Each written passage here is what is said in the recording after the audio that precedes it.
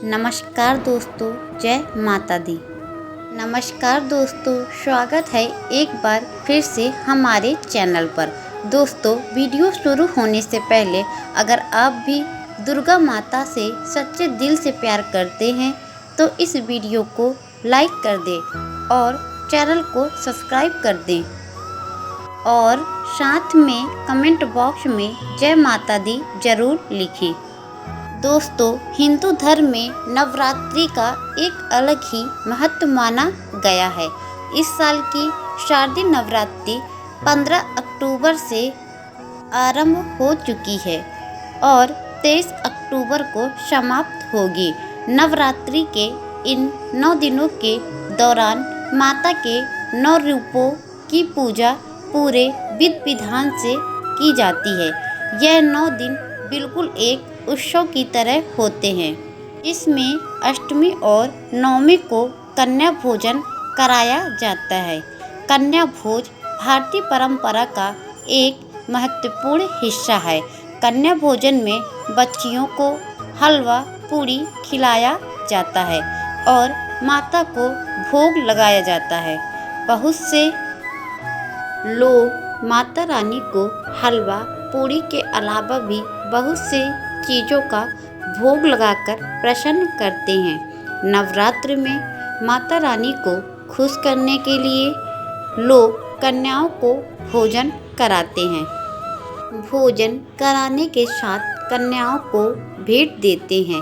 कन्याओं को नवरात्रि में उपहार देने की परंपरा वर्षों से चली आ रही है। मान्यता है कि नवरात्र में माँ भवानी इन छोटी कन्याओं के रूप में आशीर्वाद देने आपके घर आती हैं। इन कन्याओं को आदर के साथ घर बुलाना चाहिए और इन्हें सम्मान के साथ भोजन कराकर भेंट देनी चाहिए। आज हम आपको बताएंगे कि कन्याओं को क्या उपहार देने चाहिए जिससे माँ दुर्गा अधिक प्रसन्न होती हैं। नंबर 1, लाल वस्त्र। नवरात्र में आप कन्या भोजन करें तो कन्याओं को उपहार के रूप में लाल वस्त्र देने का विशेष महत्व होता है। अगर किसी वजह से आप लाल वस्त्र देने में असमर्थ हैं तो सभी कन्याओं को लाल रंग की चुनरी दे सकते हैं। लाल रंग को वृद्धि का प्रतीक माना जाता है और इसके साथ ही लाल रंग माँ की पोशाक का रंग होने के कारण बेहद शुभ माना जाता है। वहीं लाल रंग के वस्त्र देने से आपका मंगल भी मजबूत होता है। नंबर 2, फल। नवरात्र का कन्या भोज करने में कन्याओं को कम से कम एक मौसमी फल जरूर देना चाहिए। माना जाता है कि नवरात्र में कन्याओं को फल देने से आपके अच्छे कर्मों का फल कई गुना वापस होकर प्राप्त होता है। फलों में सबसे शुभ केला और नारियल को माना जाता है। माना जाता है कि केला विष्णु जी का प्रिय फल है और नारियल यानी कि श्रीफल माँ लक्ष्मी को प्रिय है। इन दोनों को ही दान करने से आपके घर में सुख समृद्धि में वृद्धि होती है। नंबर 3, बादाम का हलवा। बादाम की सेहत से जुड़े फायदे तो हम सभी जानते होंगे। इन्हीं फायदों से भरपूर बादाम का हलवा आप इस नवरात्रि कन्या पूजन में कन्याओं को खिला सकते हैं। बादाम का हलवा जितना स्वादिष्ट होता है उतना ही सेहतमंद भी। तो इस कन्या पूजन में हलवे की जगह बादाम का हलवा खिलाएं और कन्याओं को प्रसन्न करें। नंबर 4, जलेबी। बच्चियों को जलेबियाँ बहुत पसंद होती हैं और यह सबसे ज़्यादा पसंद की जाने वाली मिठाइयों में से एक है। आप चाहे तो महज आधे घंटे के अंदर घर पर ही जलेबी बना सकते हैं। तो इस बार अगर कन्या पूजन पर कन्याओं को कुछ अलग खिलाना है तो हलवे की जगह जलेबी खिला सकते हैं। नंबर 5, खीर। अगर घर पर कोई भी पूजा हो या त्यौहार, खीर के बिना भोग अधूरा है। इस नवरात्रि पर कन्या पूजन में आप भोग के रूप में खीर बनाकर चढ़ा सकते हैं। कन्याओं को भी खीर बहुत पसंद होती है। इस नवरात्र पर आप कन्या पूजन में खीर पूड़ी भी खिला सकते हैं। नंबर 6, बर्फी। मिठाई प्रेमियों की सबसे पसंदीदा मिठाई बर्फी है। यह त्योहारों पर तो बनाई ही जाती है, लेकिन आप इसे माता को भोग के रूप में भी चढ़ा सकते हैं। कन्या भोज में हलवा पूरी के साथ बर्फी खिलाएं तो कन्याएं खुश हो जाएंगी। नंबर 7, मिठाई। कन्या भोज को करने के लिए आपको कम से कम एक मिठाई भी शामिल करनी चाहिए। अगर किसी वजह से आप मिष्ठान शामिल ना कर सके तो घर में साफ सुथरे ढंग से बनाया हुआ सूजी या फिर आटे का हलवा भी माता को भोग लगाकर कन्याओं को खिला सकते हैं। ऐसा करने से आपके गुरुग्रह की मजबूती बढ़ती है और माँ भगवती भी आपसे प्रसन्न होती हैं। नंबर 8, श्रृंगार सामग्री। नवरात्र में कन्या भोजन कराने के बाद भेंट में कन्याओं को श्रृंगार की सामग्री भी उपहार में दे सकते हैं। यह श्रृंगार सामग्री पहले माता को अर्पित करनी चाहिए और इसके बाद छोटी छोटी कन्याओं में बांट देनी चाहिए। मान्यता है कि कन्याओं द्वारा ग्रहण की गई सामग्री सीधे माता द्वारा स्वीकार कर ली जाती है। नंबर 9, चावल या जीरा।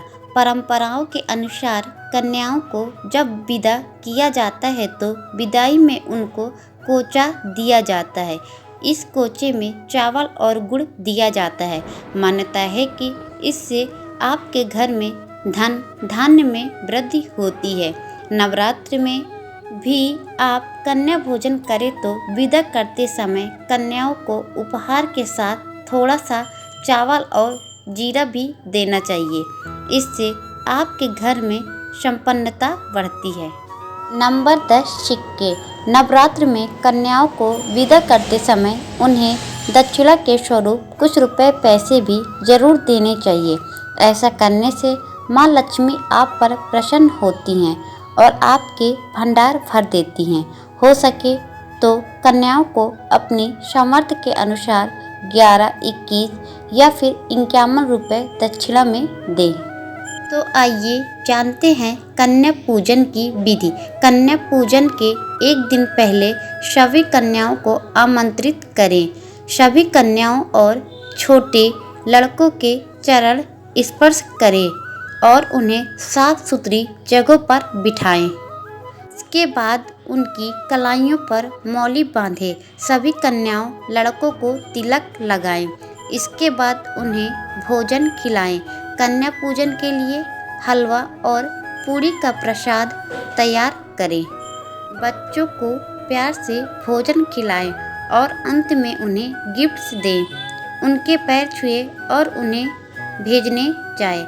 आइए अब जानते हैं कि कन्या पूजन से जुड़ी कुछ खास बातें। नंबर 1, कन्या पूजन के दिन 9 से अधिक कन्याओं को आमंत्रित करना शुभ होता है। नंबर 2, 2 साल की कन्याओं का पूजन करना बेहद शुभ माना जाता है। मान्यता है कि इससे घर की दरिद्रता दूर होती है और सभी बाधाओं से छुटकारा मिलता है। नंबर 3, 3 साल की कन्या को त्रिमूर्ति का रूप माना जाता है। कहते हैं कि 3 साल की कन्या को पूजन करने से घर में सुख समृद्धि और खुशहाली बनी रहती है। नंबर 4, धार्मिक मान्यता है कि घर में सुख शांति के लिए 4 साल की कन्या का पूजन करना बेहद शुभ होता है।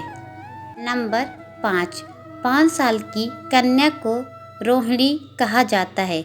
इनकी पूजा करने से सभी रोग दोष से छुटकारा मिलता है। नंबर 6, 6 साल की कन्या को कालिका का रूप माना जाता है। मान्यता है कि इनका पूजन करने से सभी कार्यों में सफलता मिलती है। नंबर 7, 7 साल की कन्या को चंडिका कहा जाता है।